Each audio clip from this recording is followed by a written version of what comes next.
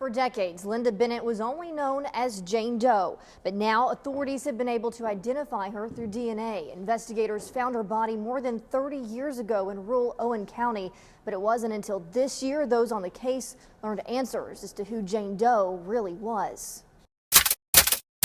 It was May of 1988. Kentucky State Police opened a homicide investigation, and one of the biggest questions in the case was figuring out the identity of the victim.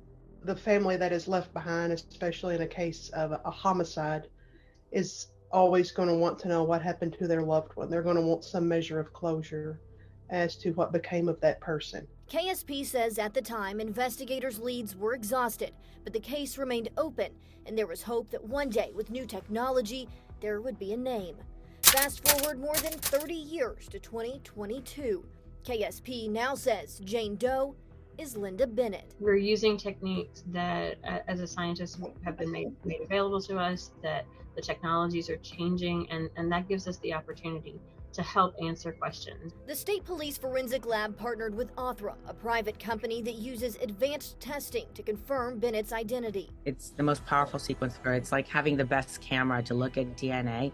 But that's not really the secret. The secret is being able to prepare the DNA in a way that it can be read by this really powerful camera. Grant helped make the testing possible. And I think because of all of us here today working together, Linda Bennett's family is now one step closer to the closure they need. I feel like it's possible with this technology that we would live in a world where all these backlogs are truly cleared, that we get those answers and we give people the answers that they need. This isn't the only case where KSP is using DNA to try and put a name to remains that have been unidentified for years. We don't forget about victims. We don't forget about the victims' families. In other cases, it's partnered with groups like the DNA Doe Project to do forensic genealogy to find answers. One came in 2021 when DNA confirmed the identity of Dawn Claire Plonsky Wilkerson, whose remains were discovered on the side of the road in 2001. And currently, the DNA Doe Project is working to help investigators find a name for this man, who was found shot and killed in Grant County in 1989. As for Bennett's case, the work now continues to figure out what happened all those years ago.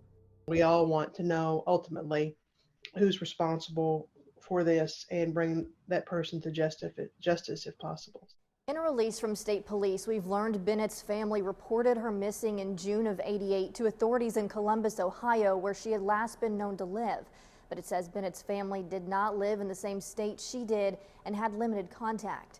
If you have any information about these cases, we have information on our website with direct numbers where you can reach out to KSP. Reporting with photojournalist Jeff Gordon, Darby Bean, WDRB News.